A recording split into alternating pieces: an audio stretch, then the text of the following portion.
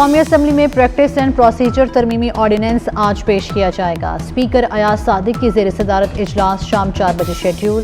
7 نکاتی agenda جاری۔ وزیر قانون اعظم نذیر طاہر ترمیمی آرڈیننس پیش کریں گے۔ PIA کے گراؤنڈ طیاروں کا معاملہ اٹھایا جائے گا۔ عالمی رینکنگ میں پاکستانی عدلیہ کا 129واں نمبر ہونے پر توجہ دلانے کا نوٹس بھی ایجنڈے میں شامل۔ ارکان نقطہ اعتراض اور توجہ دلاؤ نوٹس پر اظہار خیال کریں گے۔ PIA کی خریداری سے متعلق کام کا ارادہ ہے۔ قومی ایئر لائن کی نجکاری پر میری تجویز زیر غور ہے۔ قائد نون لیگ نواز شریف کی امریکہ سے لندن پہنچنے پر گفتگو۔ نواز شریف پنجاب اور وفاقی حکومت کی کارکردگی سے بھی مطمئن۔ کہا کہ شہباز شریف وفاق میں اور مریم نواز پنجاب میں بہترین کام کر رہی ہیں۔ پاکستان ٹریک پر واپس آ رہا ہے۔ مہنگائی کم اور معاشی اشاریے بہتر ہو رہے ہیں۔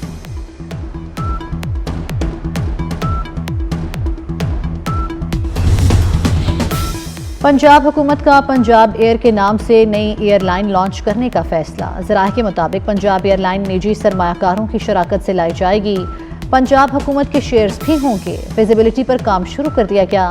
پنجاب حکومت PIA نہیں خرید رہی، جھوٹی خبریں پھیلائی جا رہی ہیں۔ سینئر وزیر مریم اورنگزیب کا موقف۔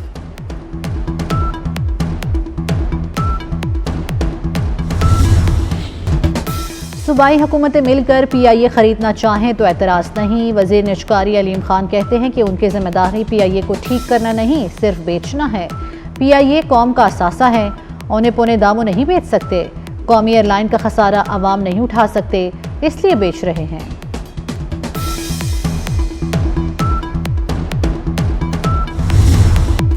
PIA کی بولی میں بڑی تضحیق ہوئی، جتنی بولی لگی اتنے میں تو قومی ایئر لائن کا نام بھی نہیں دینا چاہیے۔ رانا ثناءاللہ کی پروگرام نسیم زہرا ایٹ پاکستان میں گفتگو۔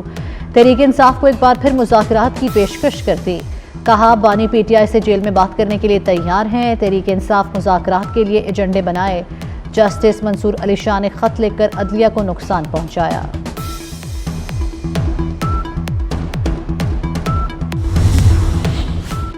وزیر اعظم کی غیر ملکی بزنس گروپس کو پاکستان میں سرمایہ کاری کی دعوت۔ شہباز شریف نے کہا پاکستان میں بیرونی سرمایہ کاری کا فروغ اولین ترجیح ہے۔ معیشت بہتر ہونے سے سرمایہ کاروں کے اعتماد میں اضافہ ہوا۔ SIFC کے ون ونڈو آپریشن کے ذریعے بہترین سہولتیں فراہم کر رہے ہیں۔ وزیر اعظم سے لاہور میں برطانیہ کی معروف کاروباری شخصیات نے ملاقات کی۔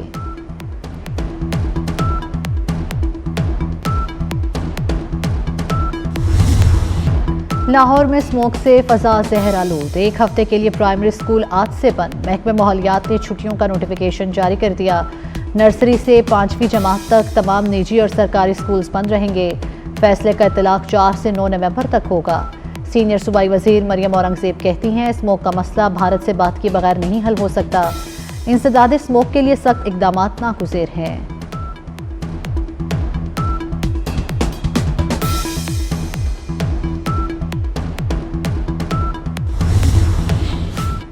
بھارت میں فصلیں جلانے سے لاہور کی فضا شدید آلودہ۔ امریکی خلائی ادارے ناسا نے ہواؤں کا رخ دکھانے والا نقشہ جاری کر دیا۔ مشرق سے چلنے والی ہوائیں سیاہ بادل گرداب بن کر وسطی پنجاب کو متاثر کرنے لگیں۔ بھارت کے شہر جلندری، لدھیانہ، چندی گڑھ، کرنال اور امرتسر سے دھوئیں کے گہرے سیاہ بادل پاکستانی علاقوں میں داخل۔ بھارت سے چلنے والی ہواؤں کی رفتار 2.5 سے 7 کلومیٹر فی گھنٹہ ریکارڈ کی گئی۔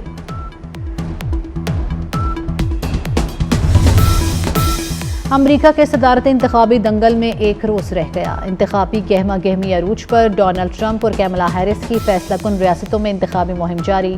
قبل از وقت ووٹنگ میں ریپبلکن امیدوار ڈونلڈ ٹرمپ کو مخالف ڈیموکریٹ امیدوار کیملا ہیرس پر کئی ریاستوں میں برتری حاصل۔ ارلی ووٹنگ میں اب تک 7 کروڑ 36 لاکھ سے زائد ووٹ کاسٹ کیے جا چکے۔ 7 میں سے 5 ریاستوں میں ٹرمپ اور 2 میں کیملا ہیرس کو برتری حاصل۔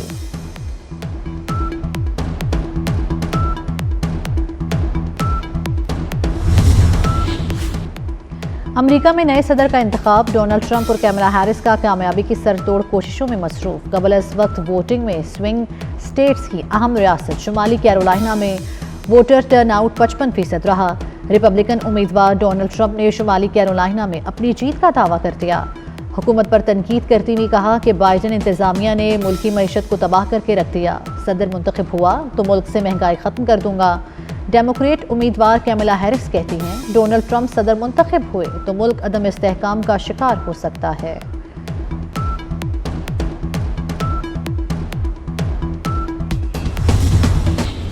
امریکہ میں بے روزگاری کی شرح میں اضافہ، اشیاء ضروریہ کی قیمتیں عروج پر۔ امریکہ میں 1.10 کروڑ سے زائد غیر قانونی تارکین وطن آباد۔ 52% امریکی ریاستی پالیسی سے ناخوش۔ امریکی ووٹرز کے لیے معیشت کے بعد امیگریشن اہم مسئلہ۔ گیلپ سروے کے مطابق نئے امریکی صدر کو متعدد چیلنجز کا سامنا کرنا پڑے گا۔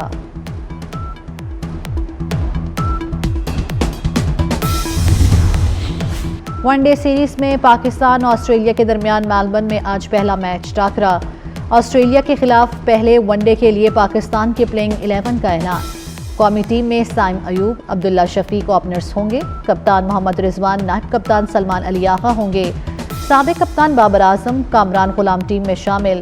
محمد عرفان خان نیازی، شاہین آفریدی بھی ٹیم کا حصہ۔ فاسٹ باؤلر نسیم شاہ اور حارث رؤف بھی 11 رکنی ٹیم میں شامل۔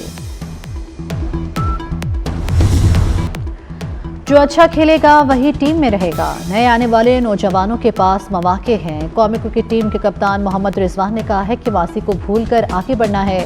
پاکستانی ٹیم کو پوری دنیا سپورٹ کرتی ہے، انہیں مایوس نہیں کرنا۔ بابر اعظم، شاہین، نسیم شاہ اور امام نے پاکستان کے لیے بہت اچھا کھیلا۔ ہانگ کانگ میں سری لنکا نے سپر 6 کا فائنل جیت لیا۔ پاکستان کو 3 وکٹوں سے شکست۔ سری لنکا نے 73 رنز کا ٹارگٹ 5 اوور میں حاصل کر لیا۔ پاکستان کی ٹیم 72 رنز بنا کر آؤٹ ہو گئی تھی۔ قذافی اسٹیڈیم لاہور کی اپ گریڈیشن کا منصوبہ 50% کا مکمل کر لیا گیا۔ انکلوژرز اور مین بلڈنگ کے فلورز پر تعمیراتی کام تیزی سے جاری۔ Chairman P C B Mohsin Naqvi کا قذافی اسٹیڈیم کا دورہ، منصوبے پر پیش رفت کا جائزہ لیا۔ محسن نقوی کا تعمیراتی کام میں پیش رفت پر اظہار اطمینان۔ چیئرمین پی سی بی کی زیر صدارت FWO کے کیمپ آفس میں اجلاس، ڈرائنگز کے ذریعے پروجیکٹ کے خندوخال کا جائزہ لیا گیا۔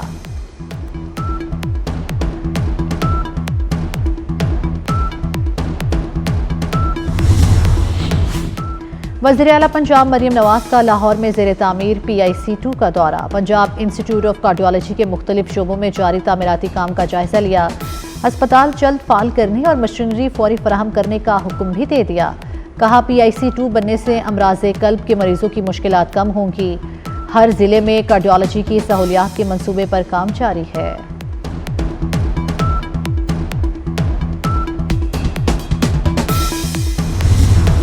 کراچی والوں کے لیے بڑی خوشخبری، شہر قائد میں ملیر ایکسپریس کے پہلے حصے کا افتتاح رواں ماہ ہوگا۔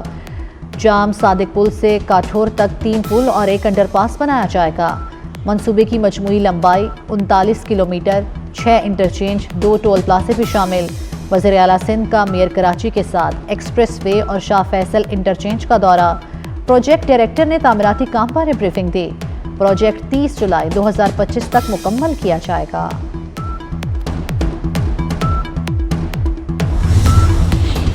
بلوچستان میں دہشت گردی کا بھیانک منصوبہ ناکام، CTD بلوچستان اور سیکیورٹی اداروں کی بڑی کامیابی۔ موسیٰ خیل میں انٹیلیجنس بیسڈ آپریشن، 3 دہشت گرد ہلاک، 2 گرفتار۔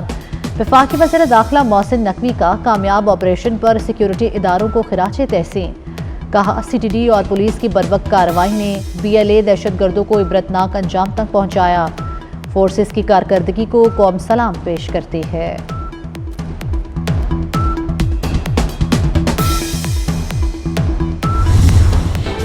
اسرائیل کی غزہ میں دہشت گردی اور فلسطینیوں کی نسل کشی جاری، غزہ میں صہیونی فورسز کی وحشیانہ بمباری میں مزید 55 فلسطینی شہید ہو گئے۔ اسرائیلی فوج نے مغربی کنارے سے 20 فلسطینی نوجوانوں کو گرفتار کر لیا۔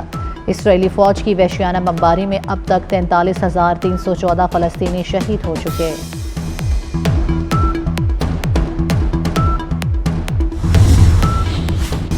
سعودی پرو لیگ کے دلچسپ مقابلے جاری، القادسیہ فٹ بال کلب نے الاتحاد کو 2-0 سے ہرا دیا۔ القادسیہ کلب نے پہلا گول 12ویں اور دوسرا 45ویں منٹ میں کیا۔